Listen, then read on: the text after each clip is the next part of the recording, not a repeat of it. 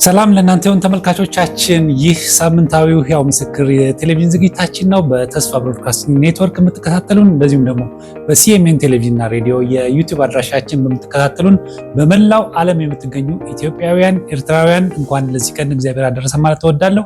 ዛሬ ደግሞ በአዲስ እንግዳ ወደ እናንተ መጥቻለሁ። የዛሬው እንግዳዬ ትልቅ አዛውንት ናቸው።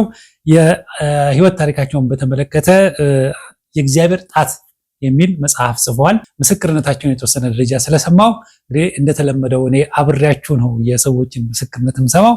የዛሬው እንግዳችን ወንድም ወልዴ ብርሃኑ ይባላሉ። የሰምሰሙ ሽፍታ ይላልና ሽፍታ ነው እንዲያቀረብኩት ዛሬ እዚህ ላይ ሳይ ሰምሰሙ እግዚአብሔር ይባረክ። እንግዲህ መንግስት የእግዚአብሔር ስራ እንግዲህ ያው አስገራሚ ነው። መንግስት ሳይመጣ በፊት ማብራሪያ መስጠት አለበት። ሳያነበው ይቀራል ብለህ ነው? መንግስትም ያውቀዋል፣ ሳያነበው ይቀራል። እና ተመልካቾችን ሰላም ይበሉልን። እንግዲህ የ70 ዓመት አዛውንት ናቸው። በ1947 የተወለድኩ ሰው ነኝ። እግዚአብሔር በሰቆጣ በሚባል ስሟ ቢሊያዛ በምትባል ሀገር ውስጥ ተወልጄ ነው ያደግኩት። ያው አገው ነኝ። ያው እግዚአብሔር ክብሩን ይውሰድ። በአባቴ ደግሞ ሳምሬ ትግሬ ነኝ። እና ጌታ እግዚአብሔር ክብሩን ይውሰድ። አሜን። ያው እድገቴ ከባድ ነው። ያው እናቴ በጠና ታማ ነው የሞተችው በሕፃንነቴ። እንግዲህ ያው ተመልካቾቻችን እንደነገርኳችሁ እንግዲህ ስንታይ እኔ ነኝ ታላቅ በመስለው። ስለዚህ አንተ እያልኩ ነው የማወራው። አንተ በለኝ። ምክንያቱም ታላቅ እመስላለሁ። በጣም አንተ በለኝ። ምንድን ነው ሚስጥሩ እንደዚህ ወጣት ልትሆን ከቻልክ? የጌታ አምላካችን ስም ብሩክ ይሁን። እንግዲህ መቼም ጌታ ኢየሱስ ክርስቶስ በሙላት የገባባቸው ወንድሞችና እህቶች እንደዚህ ናቸው። መቼም ሽምግልናችን በዘይት ይለመልማል ይላል። አሜን። ክብር ለእግዚአብሔር ይሁን። እና አንዳንድ ጊዜ የእግዚአብሔር ቃል እውነት ነው የእግዚአብሔር ቃልና ዳዊት ሽምግልናዬ በዘይት ይለመልማል ብሎ ይናገራልና ሚስጥሩ እሱ ይመስለኛል። እና እግዚአብሔር አምላክ የተባረከ ይሁን። እውነት ነው። እንግዲህ የህይወት ታሪኬ እንግዲህ እግዚአብሔር ጣት ይላልና ትንሽ እኔ እግዚአብሔር ጣት በጣም እንትን የሚለኝ እውነት ነው። የነካኝ ያክል ይሰማኛል። ሃሌሉያ። ምንድን ነው የሚለውን እንመጣለን። እንግዲህ የፕሮግራማችን ዓላማ የህይወት ዘመን ምስክርነት ስለሆነ ከሙሉ ወንጌል ቤተክርስቲያን እኔ ለምን እንደሆነ አላውቅም። የሙሉ ወንጌል ቤተክርስቲያን በጣም ማደንቃችሁ በርካታ እኔ ሙሉ ወንጌል ቤተክርስቲያን አይደለሁም በአጋጣሚ ከአባልነቴ ማለት ነው። ያው አንድ ነን፣ ግን ብዙዎቹ እየመጡ የሚመሰክሩት የሙሉ ወንጌል ሰዎች ናቸው። እና ዛሬም ደግሞ የሙሉ ወንጌል ሰው ነው በመካከላችን ያለው እና ታሪኩ መከተል ይቻላል። እግዚአብሔር ይባረክ። አሜን። እንግዲህ ከልጅነቴ ነው የምጀምረው። ትውልዴ ከህፃንነቴ ይጀምራል። የኔ እናት በጣም የምትወደድ እናት ነበረችኝ። አንዲት ደግሞ ከሌላ የምትወለድ ታላቅ እህት ነበረችኝ። እሷም የለችም። የመጀመሪያ ልጇ ግን እኔ ነኝ። እና ገና ህፃን እያለው ነው ትንሽ እያለው ነው ከፍት መጠበቅ የጀመርኩት።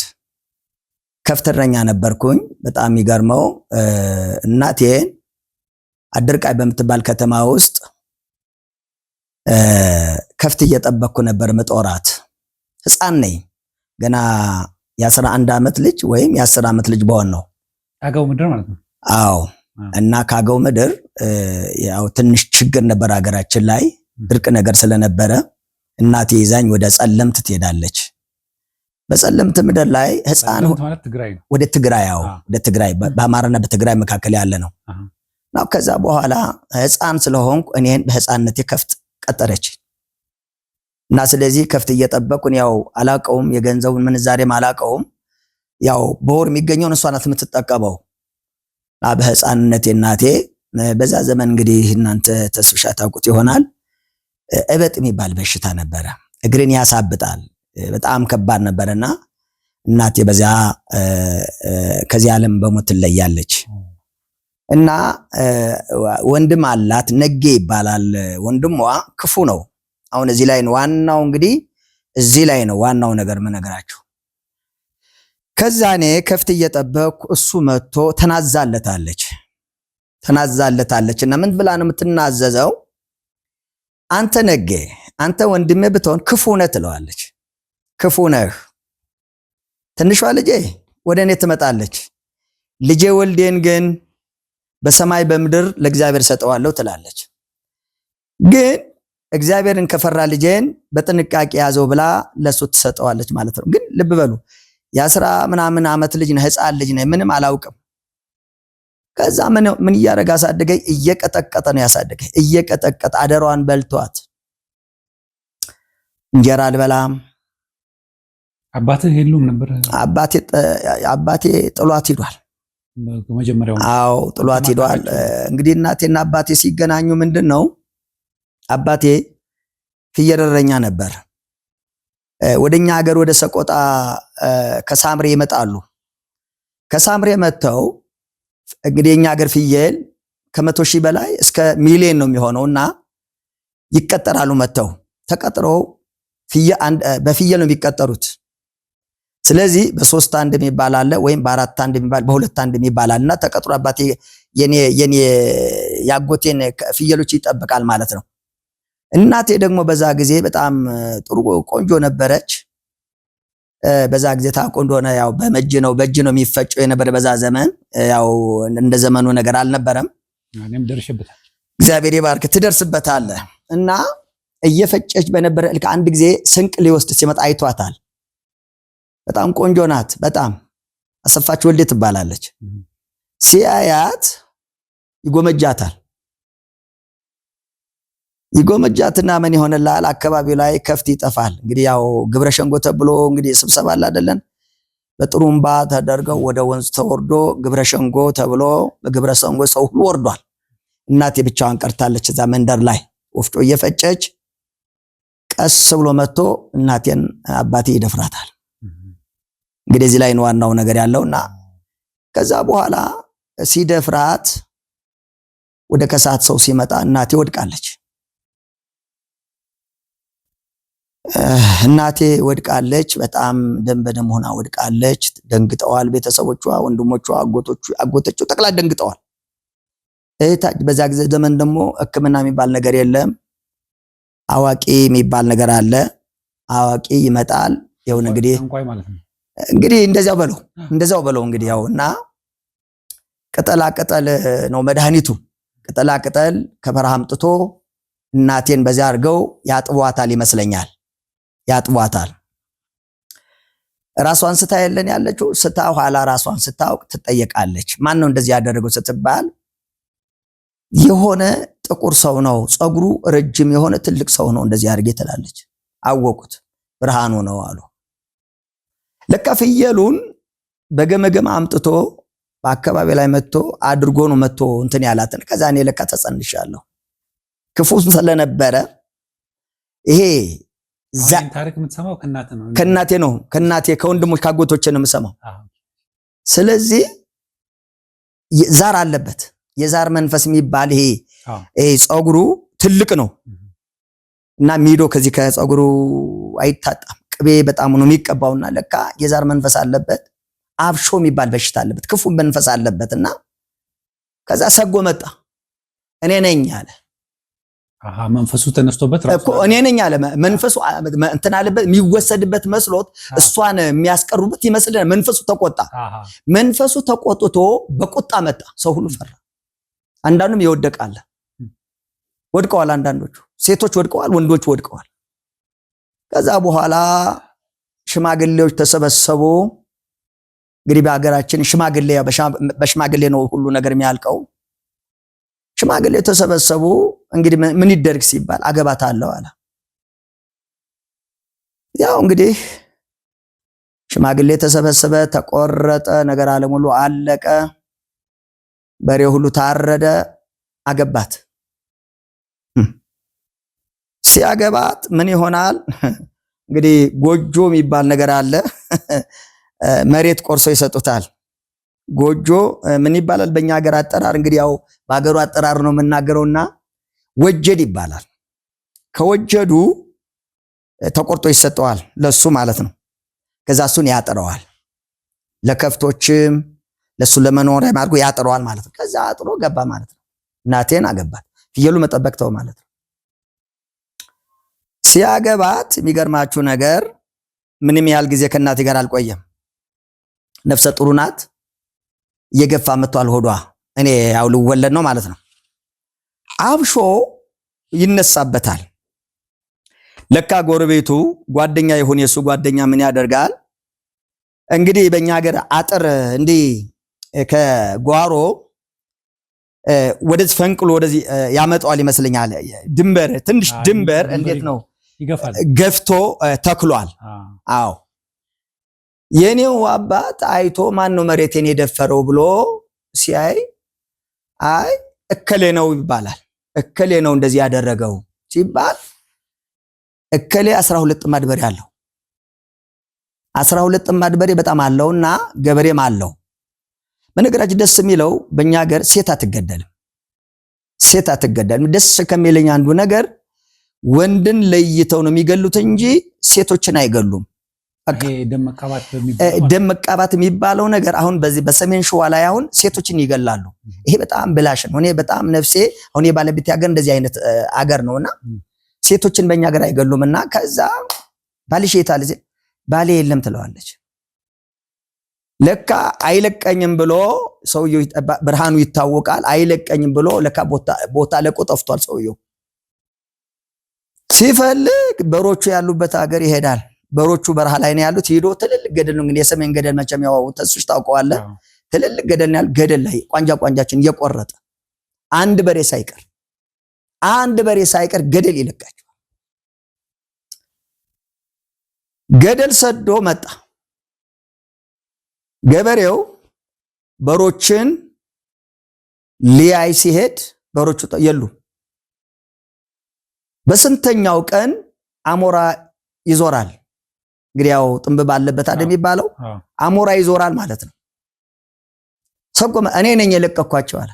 አይፈራም፣ ፍራቻ የለውም። በቃ መንፈሱ ላዩ ላይ የተቀመጠው ጨለምተኝነት መንፈሱ አይፈራም። በቃ አገር ይጨርሳል።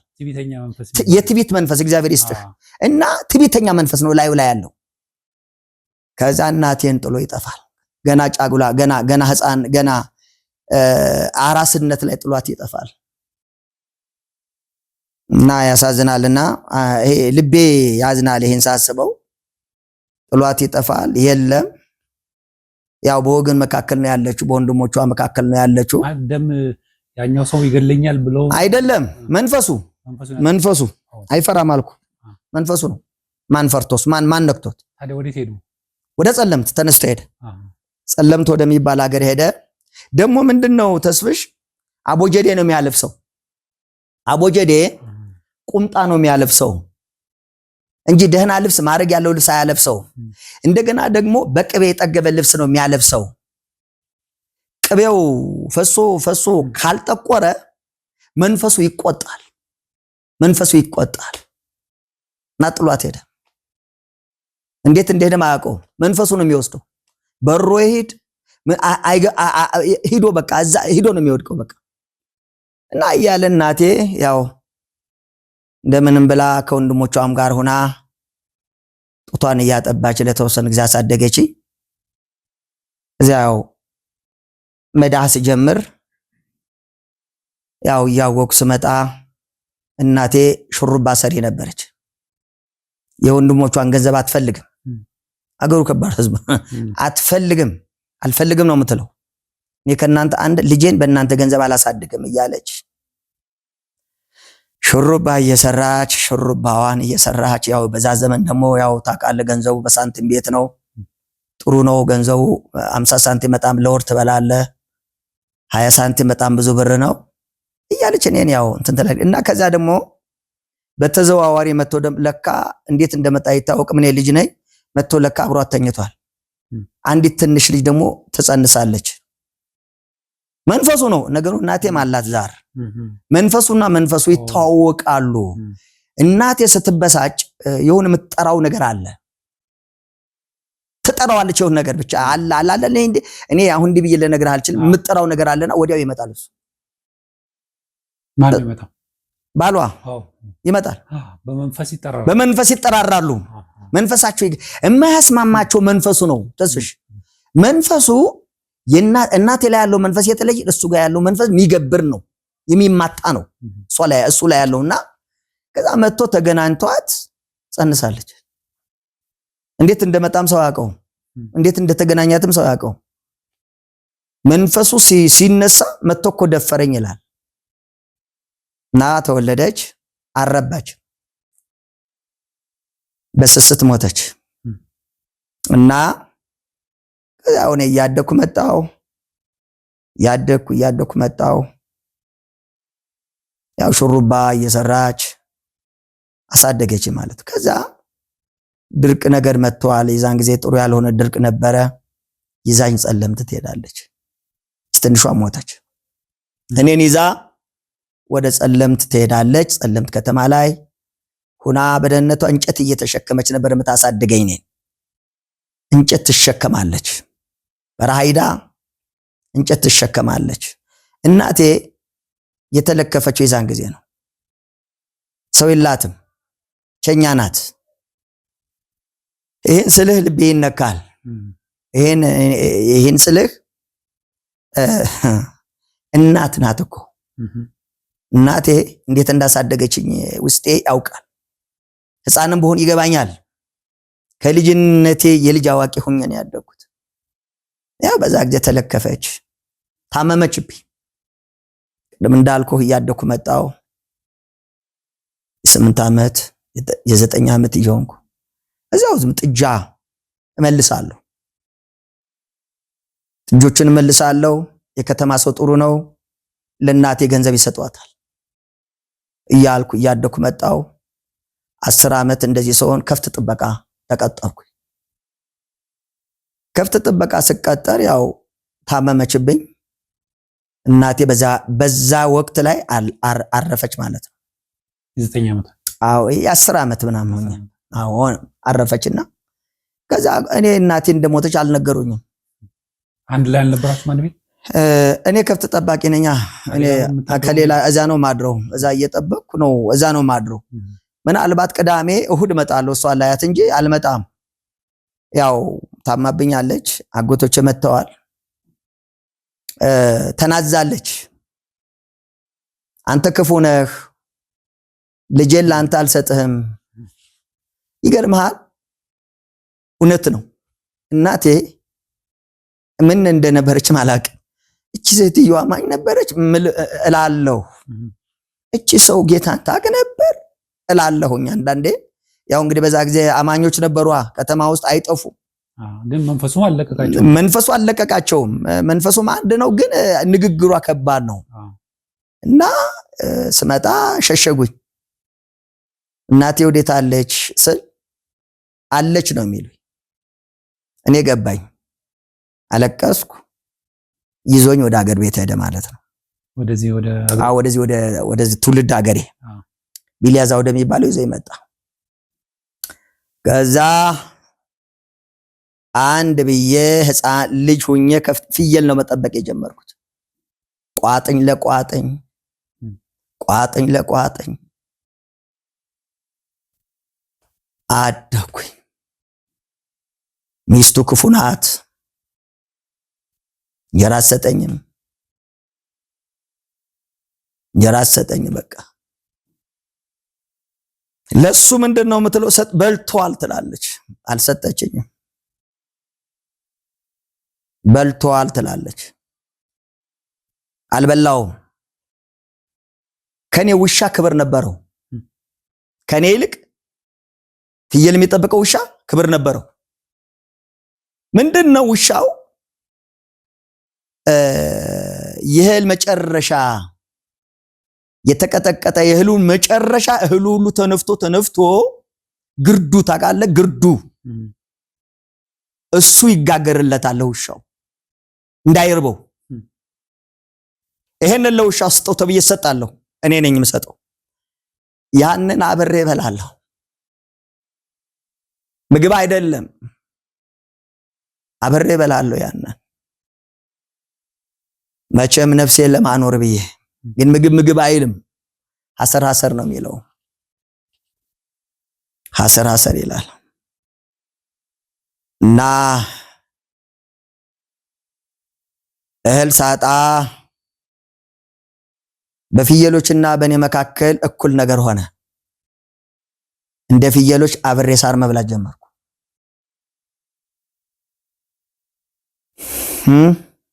ሳር ፍየሎች የሚበሉትን ቅጠል እየሸመጠጥኩ መብላት ጀመርኩ። ፈርስ ነው አይነ ምድሬ፣ እበት ነው እየበላው። ይሄ ኢየሱስን ሳስበው አንዳንድ ጊዜ ይሄን ኢየሱስን ሳየው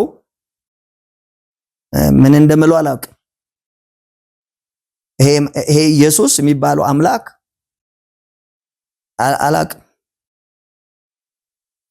ሳር እየበላው ትልቅ ቋጥኝ ድንጋይ እዚህ ላይ ወደቀብኝ።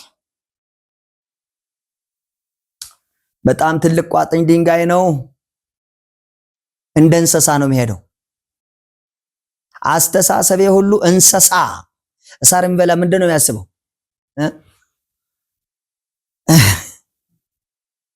በቃ ቋጥኝ ድንጋይ ወደቀብኝ። ሰው የለኝም። አጎቶች አሉኝ፣ አያስቡኝም። የአረመኔ አጎቴ አያስበኝም። ከምጠብቃቸው ፍየሎች እንኳን ወተት እንድስጠጣ የሚጠብቀኝ ጅራፍ ነው። ከዛ የቋጥኝ ድንጋይ ወደቀብኝ። እንዳለ ጭንቅላቴ ስታዩት የተገመሰ ነው። በደም ተዋጥኩ። በደሙ ተውጬ ግን ቀይ ሰው ያለው አይገባኝም። በደም ውስጥ ተውጬ የሆነ ቀይ ሰው ደም ውስጥ አለ፣ አይገባኝም። አገሩ ብሎ ሲመጣ በተገመሰው ላይ አሮጌ ጨርቅ እሳት እያደረጉ መለኮስ። እኔ ግን ቀይ ሰው ያለው እዛ ውስጥ ቀይ ሰው ነው ማየው። አይገባኝም። ቀይ ሰው ግን ያለው ማን እንደሆነ አላውቀውም። መልአክ የሚመስል ሰው ያለው። አልሞትኩም።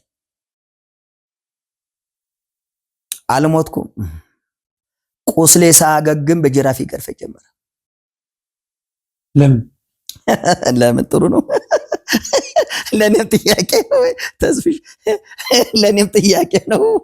ለምን የሚለው ለኔም ትልቅ ጥያቄ ነው። ሰብአዊነት ከሌለውስ ተስፍሽ፣ ሰብአዊነት ከሌለው የጨለማ ቁራሽ ከሆነ ምን ታደርገዋል? ሰይጣን ያደረበት ከሆነ ምንድነው የምታደርገው? ምናልባት እኮ እናቴ ላይ ያለው መንፈስ ላይ ያለ ዘር ነው እኮ። እናቴ ላይ ያለው መንፈስ አየ ሰይጣን እኔ ሊገለኝ ነው የታገለው፣ ሊገለኝ ሊያጠፋኝ። ግን በደም ውስጥ ቀይ ሰው አየሁ። አይገባኝም። ምንም ንግግር የለም። በደም ውስጥ ተውጭ። እንግዲህ አንተ ጭንቅላት መጥቶ እንዴት ነው እስኪ አንተ ራሱ ሳለው። በዛ በደም ውስጥ ሆኜ ግን ንግግር የለም። ደም ውስጥ ሆኖ እኔን ያየኛል። ተሸክመው ወሰዱኝ። ሳምንት አልቆየም። በጨርቅ ተኳኮሱኝ። ፍየል ጠብቅ ብሎ አሰማራኝ። ለምን ወተት ጠጣህ ብሎ በጅራፍ። ሐኪም ቤትም አልሄድኩም። ምን ሐኪም ቤት አለ በዛ ዘመን? ሐኪም ቤት የሚባል ነገር የለም። ሐኪም ቤት የለም በዛ ዘመን። ምን ይደርቃል? እየፈሰሰ እያመመኝ ምን ይደርቃል? እየሸተተ ሰውነቴ ሁሉ ይተላል። እየተላ እንድቻ አድርጎ እንኳን መዳን ቅጠል እንኳን አላረገልኝም እያልኩ ሲመረኝ ለቅቄ ጠፋለሁ። ኮብልዬ ጠፋለሁ። ምርር አለኝ ሲመረኝ። ምርር ሲለኝ እጠፋለሁ። ወዴት እንደሚሄድ አላውቅም። እጠፋለሁ ዝም ብዬ በእንተ ሰለማርያም እያልኩ ሰው ሁሉ ያለቅስልኛል። በጣም ቀጫጫ ነኝ። በጣም አሳዝናለሁ። በጣም እሳር ነው የምመስለው። ጥቁር ያልኩ ነኝ። ሰው ሁሉ ያዝንልኛል። ቁራሽ እንጀራ ይሰጡኛል። ጥሬ ይሰጡኛል። ጥሬውን በእንጀራ ቀይረዋለሁ።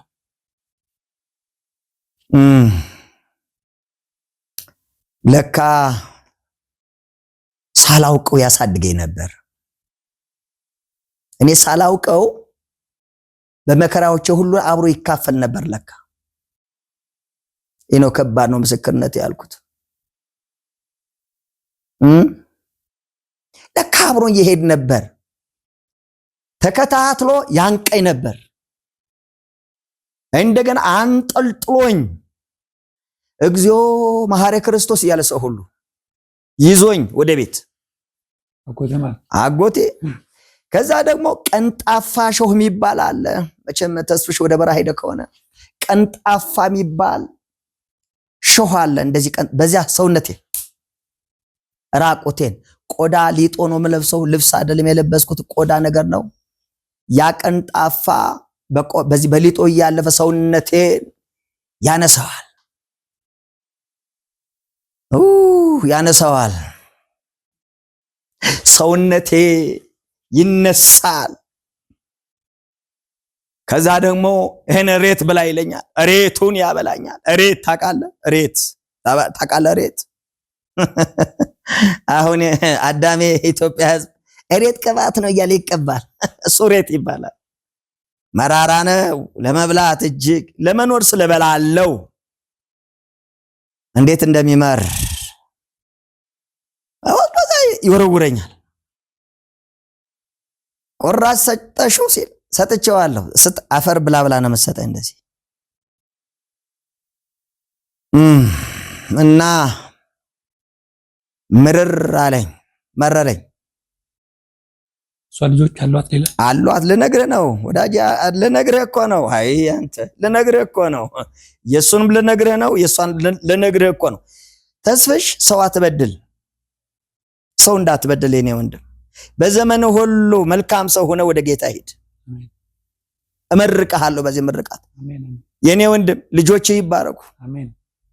በምንም ታምር የሌላ ሰው ልጅ ካለ እንዳትበድል። ምርር ይለኛል፣ በቃ ይመረኛል። ምግብ አልበላ፣ ቅጠል ሁሉ አንዴ ይጠፋል፣ ሳሩ ይጠፋል። አፈር እበላለሁ። አፈር ነው የምበላው ለመኖር። አንድ ቀን እንደዚህ ሆነ።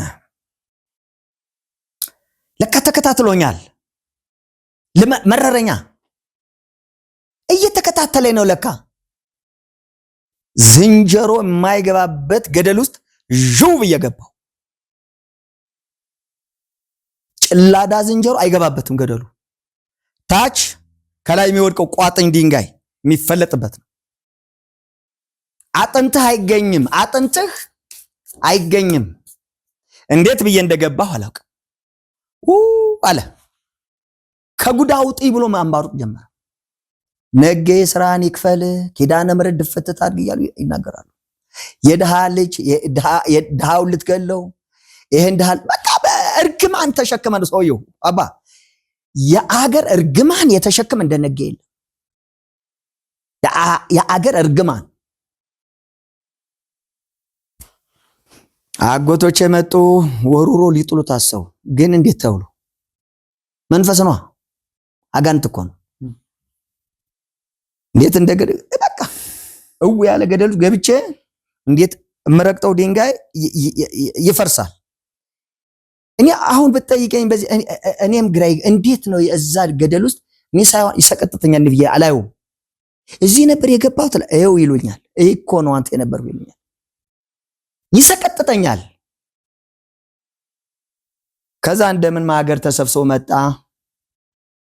አገር ቤተ ዘመዱ ተሰበሰበ። ስንት ሰዓት መሰላችሁ? ከምሽቱ 3 ሰዓት። ጨረቃ እንዳጋት ጨረቃ ቆሎ ትመስላለች እታያለሁ። ከታች አለ ከላይ ያለ ሰው እንዴ ከላይ ያለው አይ ከስር ያለው ነው የሚያይ። ወደ መጫኛ ታውቃለህ ተስፍሽ? መጫኛ የአህያ መጫኛ ታውቃላችሁ? ገመድ ማለት ነው አይደለም? ገመድ ነው። በዚህ ሀገር ገመድ ጠፍር ነው። ረጅም ነው፣ ረጅም ነው። አህያ